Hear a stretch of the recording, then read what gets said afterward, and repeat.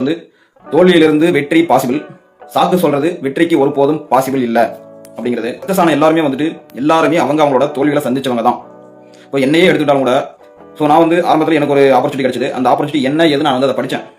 நான் பணமே சம்பாதிக்கல, அதை வந்து படிக்க ஆரம்பித்தேன். ஒரு 1.25 வருஷம் அப்படியே போச்சு. ஒரு ஃபெயிலியர் தான் அந்த இடத்துல. ஆனால் லர்னிங் எடுத்துக்கிட்டேன். அடுத்தது ஒரு ஷாப் ஓப்பன் பண்ணேன். அடுத்து வந்து பார்த்தாக்க அதுலேருந்து அதுவும் நான் வந்து ஃபெயிலியர் தானே.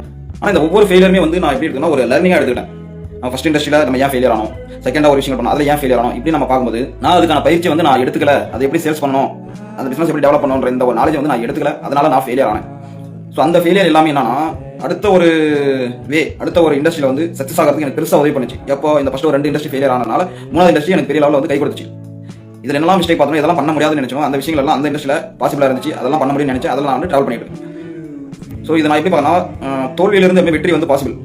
ஆனால் சாக்கு போக்கு சொல்லிட்டு இருந்தால் வெற்றி ஒருபோதும் பாசிபிள் இல்லை. இப்போ நம்ம தோல்வி நம்ம வந்து ஃபெயிலியர் சந்திச்சிட்டே இருக்கும் அப்படின்னா அந்த ஃபெயிலியர்லேருந்து நம்ம ஃபெயிலியர்ங்கிறதே வந்து அது சக்ஸஸோட ஒரு க்ரோத் பார்ட் அப்படின்னு தான் மென்டர் சொல்லுவார்.